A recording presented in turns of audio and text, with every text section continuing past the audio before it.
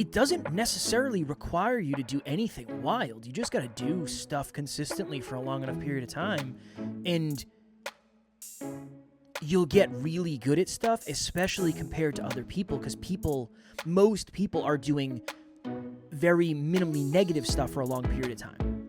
But I'm going to fail the goddamn course if I don't study the shit I suck at.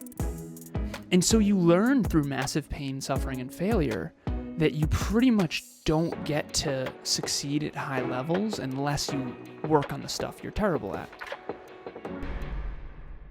Next Level Nation, welcome back to another episode of Next Level University, where we help you level up your life, your love, your health, and your wealth. Today, for episode number 1830, Reaching Your Potential, what does that actually mean? Before the inception story, I will explain that very quickly, and then we'll get into the episode. We have this thing on, depending on what podcast platform I think you listen to us on, called fan mail or something, and you can click a button and you can text us. And somebody shout out to, it doesn't really say who it is, and there's no way for us to communicate with you through the text app, so it's kind of pointless in a way, but somebody was asking about the Next Level Fitness Accountability Group. The link will be in the show notes. So if you click, I don't know if you have to click show more, but if you scroll down as you're listening to the episode, you'll see the show notes. We'll have the WhatsApp link in there. And if anybody has any other questions or comments or anything they want to give to us, feel free to click. I think it says send a text message or whatever. So I don't know. It's something that platforms are trying out now. Okay. Alan texted me today at 9:42 a.m. He probably had just woken up, wiped the sleepies from his eyes, and said, I'm going to text Kev. Sir, I had been up for at least an hour and 20 minutes by 12 hours. Probably 12 hours at that point. You got to go to sleep to get up. You know what I'm saying? Yeah, exactly. He said on one of today, he said, hey, boss, on one of today's episodes, I would never say, hey, boss. On one of today's episodes, can we talk about what it means to reach your potential? And I said, sure. And he hearted it, and then he did flex emoji, and and then I hearted that, and then here we are. Now we're talking about it. So why did you want to talk about it? I didn't send you a flex emoji. You sent me a flex emoji. I sent you one, maybe? You sent me one. Okay. There's a flex emoji in there. There's a flex. Kevin and I flex on it every now and then. Flex on it, for sure. Every more often than we should, probably. Where did this thought process come from? I think that I don't know if it's a core value or a core aspiration. I think it's both, probably. And I don't know why, but I just feel like it's not talked about enough. I've been lately trying to figure out what books, what courses, what trainings, okay, so every morning my day is broken into thirds. First third for me, second third for service, third for fitness, food, and family. And the first third for me in the mornings, I want something that ignites me. I'm looking for something motivational, inspirational, something that's intellectual, something that gets me going. And so today, I was watching a speech by Michael Burt on YouTube. It's a speech he gave in San Diego. No, I don't know where he was. It was in Texas somewhere. San Antonio. Is that in Texas? That's a place in Texas, yeah. Yeah, and it's super motivational. He talks about prey drive. He talks about staying ignited. He talks about staying in momentum. These are my words, not his, but it just gets me going. I need something to ramp me up in the morning. And he talks a lot about potential in that speech. That's probably where that came from, because I do think that that's what drives me most. If I were to, and you know what else, now I'm realizing why this came up. I was on with a client on Monday morning, 10 a.m. on a Monday morning, and we were talking about him reaching his potential, and he said, brother, I feel like I'm winning, but it doesn't take a ton of effort for me. It always felt fairly seamless. And he's doing very well, and I'm proud of him. I think I talked about this anonymously. But I said, 0 to 10, how much time and effort are you putting in terms of maxing out? So if 100% of you pouring your mind, body, heart, and soul into something is 100%, okay, what are you at? And he said, 10, maybe 20%. I said, brother, that's not going to do it. You're not going to ever be fulfilled letting it ride. Now, does everyone need to max out and be obsessive? And I think we all have our own unique potential, and I think we all have our own unique flavor of trying to achieve or reach our potential. But I do believe, and this is my thesis, so I'm saying this with the humility to know that I could be wrong. I don't think that I am, because I've coached hundreds of people for thousands and thousands of hours at this point, all different walks of life, and people are always more fulfilled when they are growing toward their potential. And as much as it looks cool for a week to be hanging out, chilling, and that's great, and there's a place for that, I don't think that that's why we're here. And I don't think that you can be fulfilled. I have one mentor in particular who is a ridiculously successful multimillionaire, and I can kind of tell he's less fulfilled than I am. And it's so interesting, because if you look at his life versus my life, trust me, I look like the one with the worst life, for sure. I have a way better relationship, I'm in way better shape, but in terms of finances, I mean, this dude is rich as it gets. And his lifestyle is Bahamas and flying private. It looks like he's living the dream, but the truth is, behind the scenes, I am significantly more fulfilled than him, and I'm trying to figure out why that is. And I think I know why. It's because I'm closer to reaching my potential. I'm ignited. I'm in alignment with reaching my potential, and it's my favorite thing in the entire world, and I realize now that it's not necessarily a sexy topic, but I do think that everyone out there watching or listening, I think you will be fulfilled to the extent that you reach your own unique potential, and that is my truth. And purpose. I think purpose is a big thing of it, a big piece of it too. You and I, we were talking about that on the group coaching after call with Amy, and we have a lot of purpose in our lives, which I'm very grateful for. And I think that's one of the things that makes the biggest difference. So I have an interesting perspective on this, because my perspective is going to be different than yours, as always, because my perspective is always different than yours, because we're different human beings. I think at times on this journey, I have operated beyond my potential, which is one of the reasons I had mental health stuff, I had anxiety, and I think at times I resented my potential. Because every time I was trying to maximize my potential, I was burning out and doing damage, like doing physical damage to myself. Maybe it won't land, but I'm weird with stuff like this. Every time I get into an elevator, I see how much weight it's rated for, almost every time. And I always have the thought in my mind of, that's like a safe number. That's not how much weight it can actually hold. You remember that elevator in Toronto? That thing was shaky. Yeah, it was terrifying. And we were on not like a fan. 26th floor 34th or something like that. It was zooming. And it was shaky. Yeah, you should have to buy a ticket to get on this thing. Not a chance. Shout out to anybody who lives in a high rise. My goodness gracious.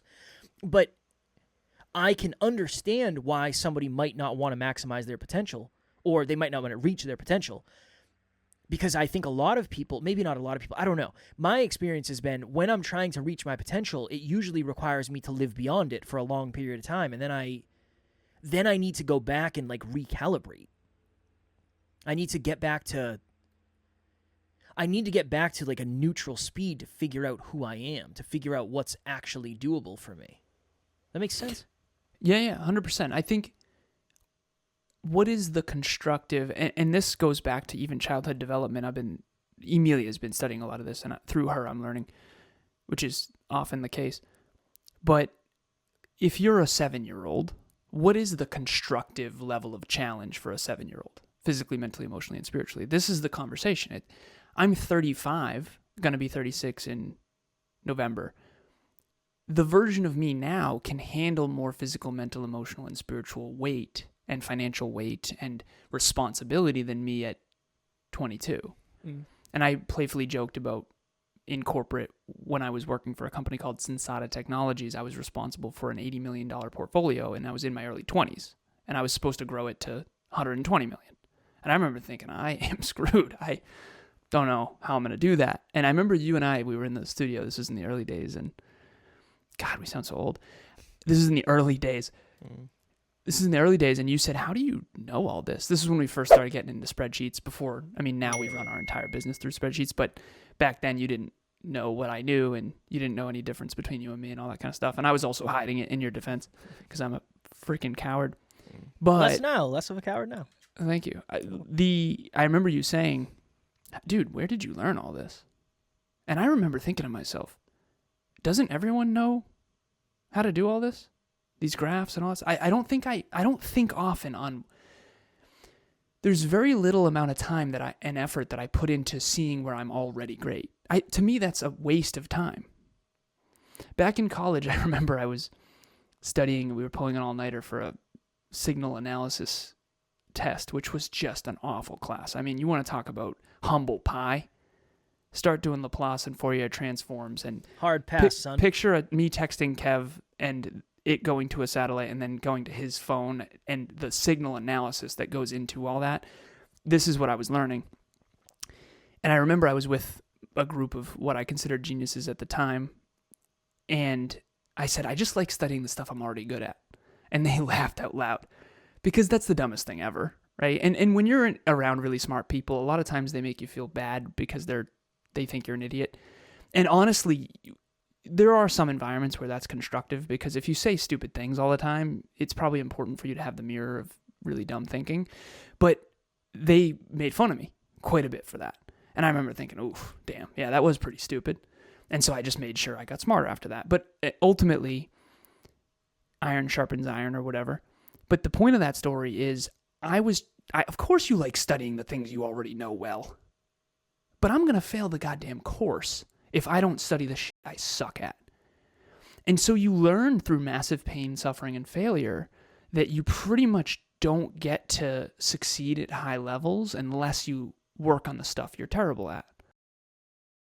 And so that's kind of the problem with reaching your potential. And to your point, you went beyond what I think was constructive.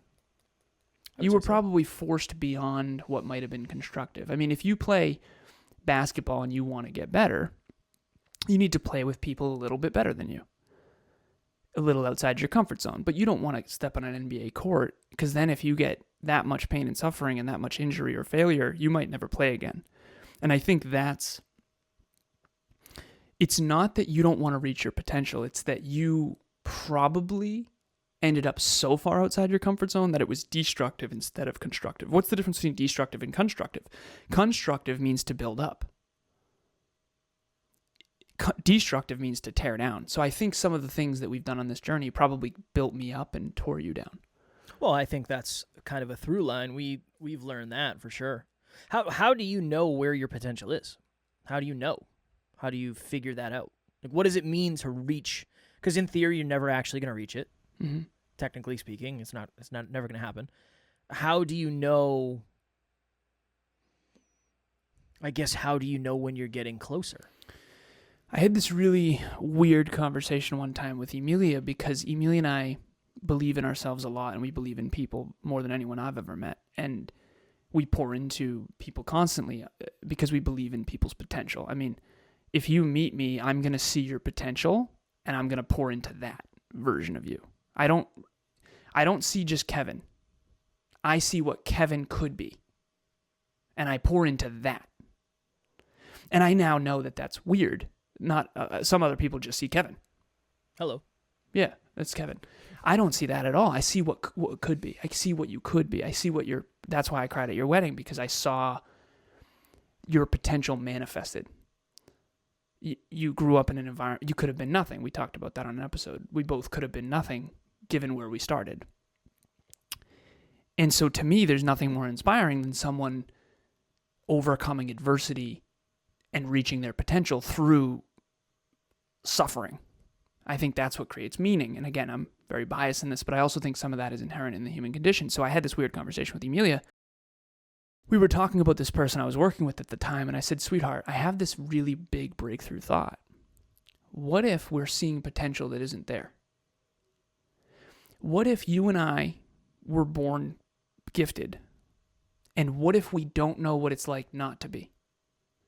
And what if other people don't believe in themselves, not because they're wrong, but because they don't have the same quantum abilities we do? And I'll give you an example. So I'm never going to win a strongman competition no matter how hard I work. So what if I don't believe in myself in strongman competitions, not because I'm selling myself short, but because I actually can't win a strongman competition. Some of these dudes are built different. I was on a podcast with a guy from Germany who looked like a horse. This guy was huge. I couldn't even believe it. It was like an Arnold Schwarzenegger, but like bigger. It was wild. I was like, what do they feed you over there, man? Right? And I'm German too, so I'm like, you would eat me, sir. But I know that I have higher potential than him in certain things by a significant margin. That's just very, very clear.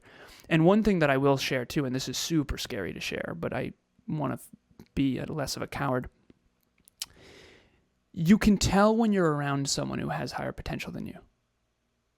I think you can tell. Very rarely has that happened to me, but it does happen. Like that dude in athletics, no question. I'm certain, right? There was someone who I was around that oh my, are you smarter than me? Is this like, it was weird for me. It was one of the first times in my life I've ever been insecure about my intelligence. I remember talking about that with you, yeah. And this person, they played 9 instruments. It was actually 11. They're like, no, it's technically 9. I don't care, sir. You're 15. It's awesome. Now, I believe in myself a lot, so I just want to learn. I went into learning mode immediately. He showed me his 3D printer, and he told me about the base 12 algorithms he was doing, and it was awesome. But I remember thinking, is this a prodigy? Like, what the hell is this about? I think we know what our true potential is, and I think we're either scared of it. I think we're all scared of it. We're either scared it's not enough, or we're scared that it's too much. All of us. And what I've found about you, Kev, is that you have very, very high potential in certain things, one being physical suffering. And I noticed that you are a little bit less outward in amplifying that around others. And I think it's fascinating because you're a statistical anomaly in that. I can say this, and it doesn't come off arrogant. Kevin can suffer more than almost anyone I've ever met physically. You can endure more suffering than most people. Most people are soft compared to you, in my honest opinion, statistically speaking. But Kev, you don't amplify that because you don't want anyone else to feel bad. And or whatever. You have your own reasons. One of the big reasons is because I don't know if it would be worth it for anybody else to suffer at the degree I have. That's a big piece of it for me. You don't know if it would be constructive, right? Yeah, I think people might regret it. They might get to the end of the road and say, like, I don't know if it was worth going through all that. That's a big piece for me. Why I don't amplify it. Well, when you asked how do you know your potential, I think deep down we know, and I think we're afraid of it. So, for example, you know that you're not going to be in the NBA no matter how hard you try.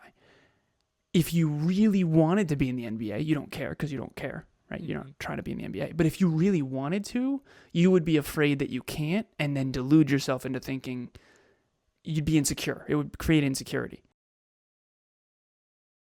But if you know you could have been and you didn't, that eats away at you.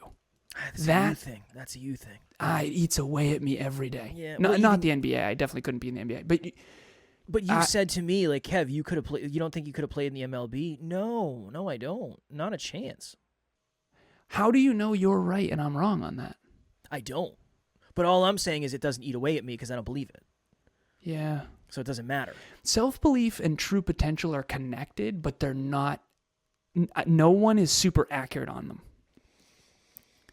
In other words, Kev, I always joke. I say, well, I was right about you. You didn't think you were capable of this, and I knew you were. And I can say, I was right, but also I was a part of that. Yes. And if you took me out of it, would it have been the same? The answer is no. And I never used to want to believe that, but it is true. Mm-hmm. So who was more accurate about you, me or you? Because I believed in your potential more than you believed in your potential. And one of us was more accurate. I think we were both probably delusional. I think you were delusional under, and you were actually capable of way more than you gave yourself credit for. And I think I was delusional over, and I think you are probably capable of less than what I would agree. Want to believe you are capable of. I think most people are capable of less than you want to believe. Honestly. just because of the way you're wired. But more than they believe a lot of the time, right?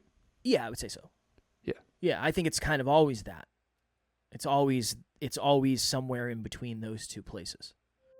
Next Level Nation, what is happening? If you've thought to yourself, I want to try coaching, but you don't really know where to start, group coaching would be a wonderful place for you. That's really why we created it in the first place. We start a new round every 90 days. So if you're hearing this, go to the website, nextleveluniverse.com, and we have the landing page where you can actually hold your spot right now. Even if there's a group going on right now, you can still lock your spot for the next one.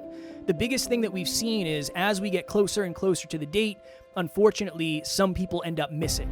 The group fills up and they can't do it, and then they end up regretting that. So please head over to the website. The link will be in the show notes, and we would love to see you there. But I think it's very hard. The thing that doesn't land for me is, how do you understand your potential if you don't understand time? Now, Yeah. I genuinely believe I can be the best speaker on the planet eventually. Just because, I mean, who's doing as many reps as we're doing at this point? I mean, there's people out there for sure, but it's not going to be this year, and it's not going to be next year, and it's not going to be when I'm 40. It's not going to be when I'm 42. We're talking 55 probably, right? Yeah, we're talking years and years and years and years and years. But in the beginning, I couldn't think of things that way. That's not how it worked. And now I know, because I am in my relationship, I'm you, because I'm always like, 10 years, babe. 10 years is going to be fine. It's like, that doesn't land with anybody. That doesn't land. Yeah. No, a decade's a long time. Did you know you were going to be, rhetorical question. Did you know you were going to be doing this when you were 26? I didn't. I had no idea I was going to be doing this when I was 25, because I'm 35 now. 10 years, so much can change. It's hard to imagine, you know? We had a mentor that said that long-term strategic thinking was stupid and that no one can predict 10 years out.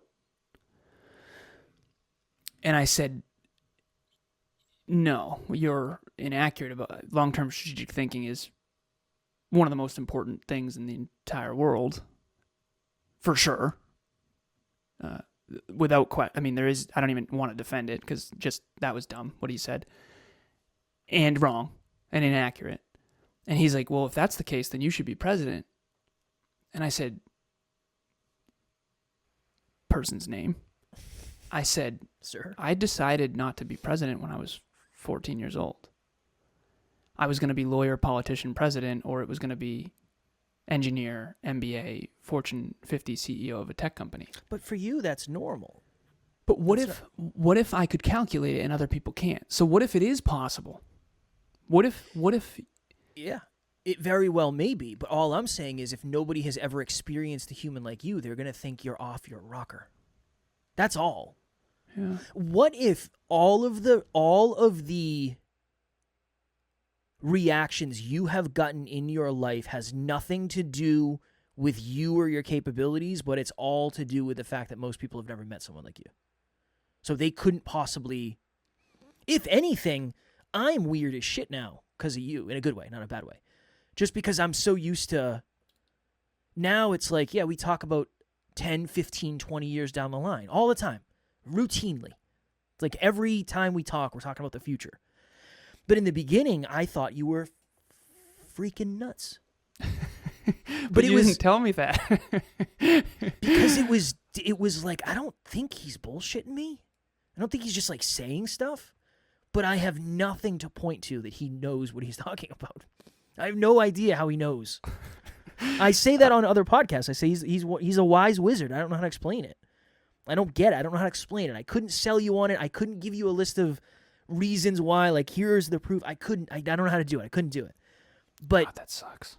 But I also understand why people would struggle to... If anybody got triggered when Alan said that, I decided not to be president, sit with that, because it's a different level of self-belief. No, I want to make it clear. I didn't guarantee I would. I know. But even that frame broken of thought, home, born in the U.S. Yeah. Like I calculated it. Yeah. Father died at 2, intellectual politician. I could certainly. I have a solid probability of that being a possibility. Yeah. Yeah, and I'm not, so I I'm not can't disagreeing. guarantee it. I never No, said no, I no. guarantee I'll be No, president. I know. But I was know. going to go for it. Yeah. And I I'm- decided not to after that law class, by the way. Well, so I am the one who I'm not kidding. That was I hard for me. affected the 2050 presidential election Kev, in my Kev, small I'm not house. kidding. That was an identity crisis for me. Are you happy it turned out the way it did? Yeah. Thank you. For sure. Because if Yeah. you weren't, I don't. But know if I would- remember thinking that was brutal. I showed up with a full suit. We had So you lost your first convicted her case. for first degree murder. She knew what she was doing. No, she didn't, She man. did. She knew Literally, what she was doing. our teacher said, "I'll never forget it. The jury goes back. Kev, you were best friends with my opponent." Rule number 1 when you're picking a jury, you have to know who's who, son. That's on you. And our teacher, I almost said professor, definitely not. Our teacher, Hutch. yeah, Hutch, my man Hutch. He said, "Well, I know my choice." And we were talking to him, and he said, "It's a clear.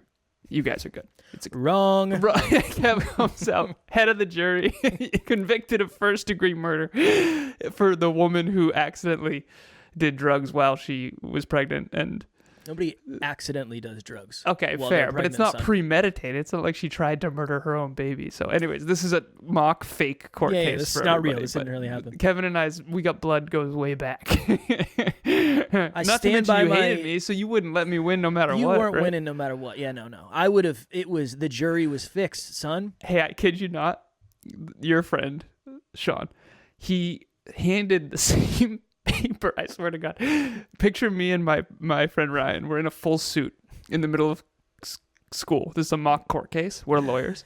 And Kevin's best friend, who he lives with, which I didn't know at the time, I didn't live with him. at the time. hands back, okay, whatever, hands back the same piece of paper that we got for the assignment. And Kev, one of the things you said, I kid you not, well, he handed us stuff. He handed us research. He did. No, he handed you back the piece of paper. He went above and beyond. He went above and beyond. I'm crying because I'm laughing. He went above and beyond. You didn't do any of that. You came in with a suit on your high horse thinking you were going to win us over with your good looks and your wise words, and you're not going to do it. In my prepubescent demeanor. Yeah, what are we doing You here? funny. Yeah. You lost when you walked in with a suit. You guys had full suits on. I said, you guys need to get it together. For some reason, the world doesn't like tryhards. I was trying to be a professional. Because I thought not trying hard was cool. Which you were definitely on the side of the majority for sure. Yeah, for sure. Yeah. And it did come back to bite me in the butt many times later in life. So it's probably not the way to go. But anyway, But- so I know we got to get back on it. You go ahead. What were you going to say? The only reason I wanted to say that is because I understand how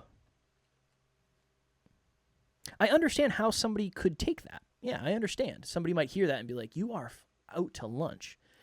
But okay, and again, real quick, someone has to be president. So Yes. that's, I mean, you know how you say people play the lottery, someone has to win? Well, at least president's more in my control than the lottery. Fair. By a significant margin. I mean, I'm much more likely to be president if I'm trying to be president than me Yeah, that's winning fair. the lottery. But Fair. people play the lottery all the time, right? So I think it's just hard because mathematically it's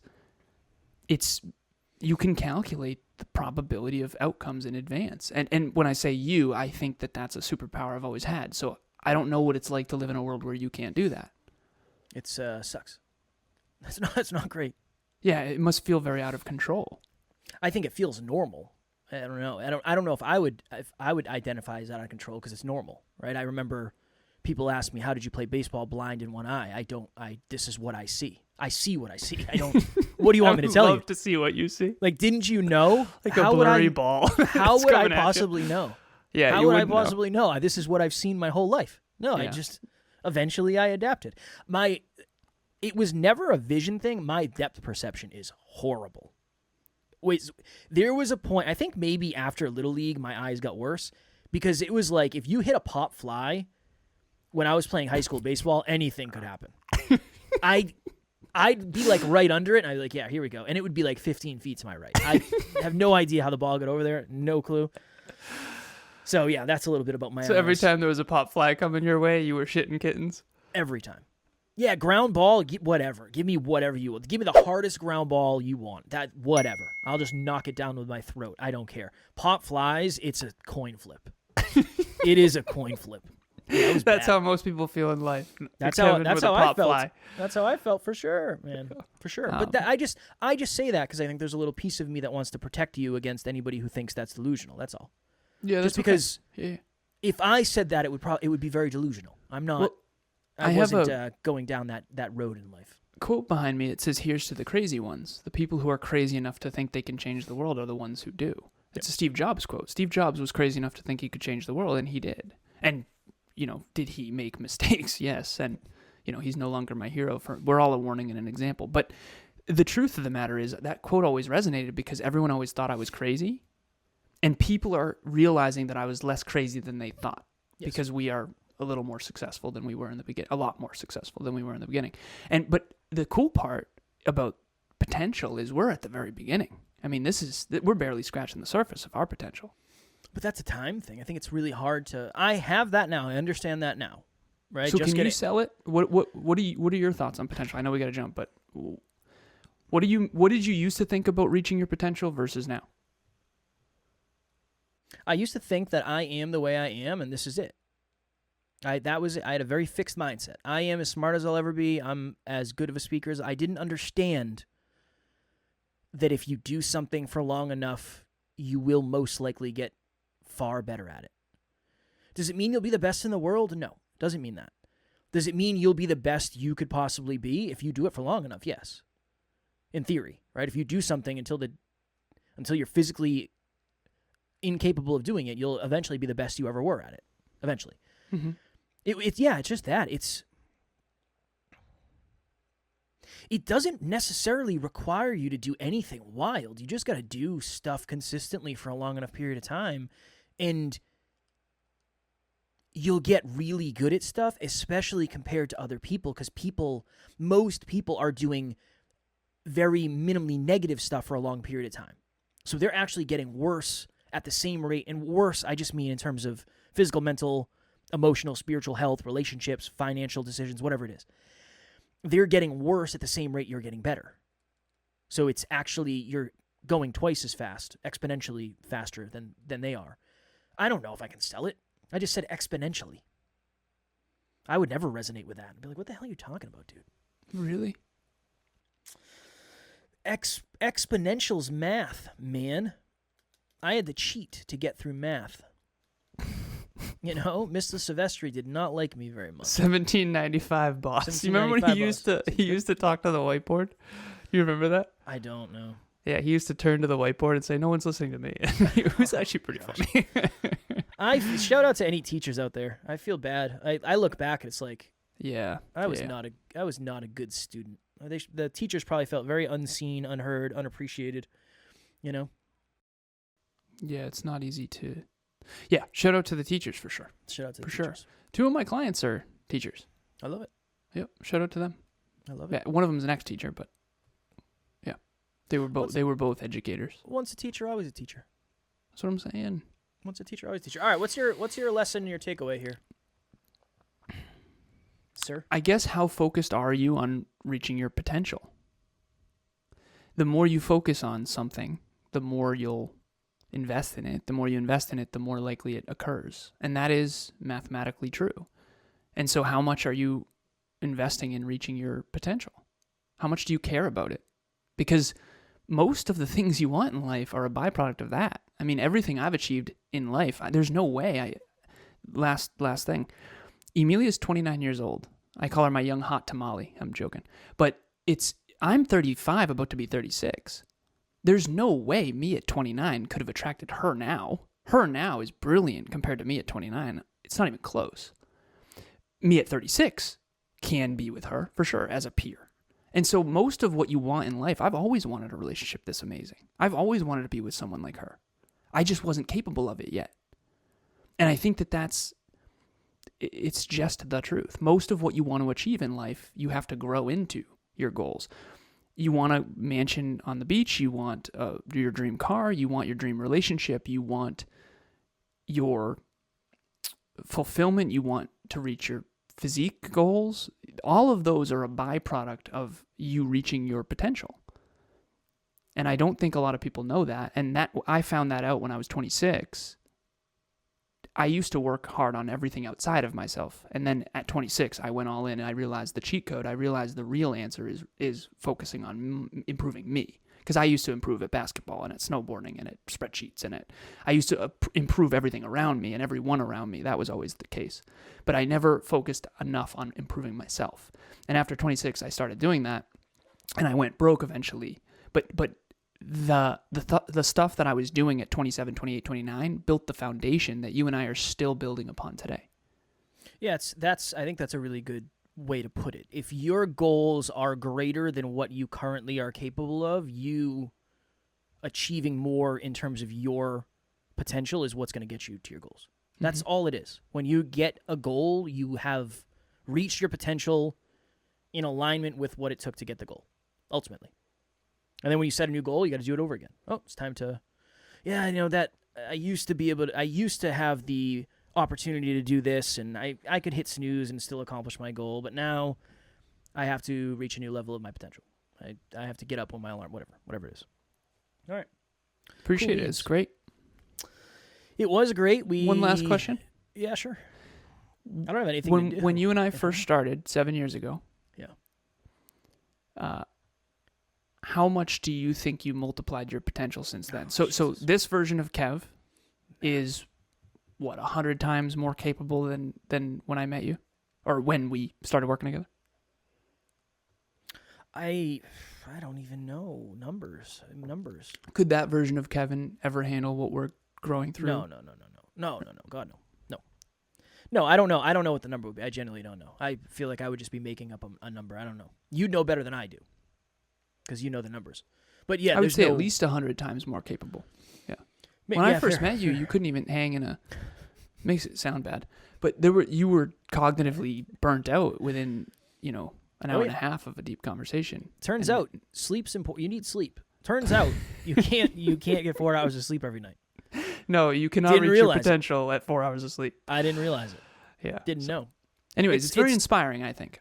Well, I appreciate it, and I think this is one of those things where I don't know. I don't have the answer to this. I don't have the answer to potential. You're more dialed in on potential. You've been looking for it for your whole life. I really haven't. I'm just figuring out where my potential is now, and I still don't know. We've only been doing this for 7 years. It's not that long in the grand scheme of things, right? It's not that long. 7. How many years was I in school? I was in school for 12 years? 12. So I still have 5 more years of doing this before when I'll catch up to how many years I spent in school. It sounds like you invested those very wisely. So. Well, I didn't at all. So if anything, I expect to grow a lot more here because I'm actually focused on it. Yeah. All right. Group coaching starts on October 8th at 5 p.m. Eastern Standard Time. If you use the discount code NLU Listener, you'll get 30% off. It ends up being $96.60 per month, and you get 4 calls per month, 2 with Alan and myself and Amy, and then 2 with Amy. And what do I feel about group coaching? I keep saying this, but this is what jumps off the page most for me. You will be the most consistent, fulfilled version of yourself because you are going to have specific goals and you're going to know exactly what to do in order to get them. And kind of like we were talking about, I know what it's like to feel lost when it comes to goal setting and goal getting. We will help you with that. We are very bad at many things, most things, in fact. But that's something that we are very, very good at. So we will help you. We'll have the link in the show notes. Alan still has coaching spots available. If you need help with your podcast, just reach out. I'm happy to help in any way I can. Free call, coaching, whatever. We'll have all the links in the show notes for that. And yes, real quick, the fan mail thing. I don't know if it says fan mail. I would consider it family mail because we don't have fans. But it either says that or maybe it says send us a text message. We will get it, and then we will respond anonymously on the podcast. So if you've ever wanted to get a question on the podcast, whatever, that's the way to do it. As always, we love you. We appreciate you. Grateful for each and every one of you. And at NLU, we don't have fans, we have family. We will talk to you all tomorrow. Please reach out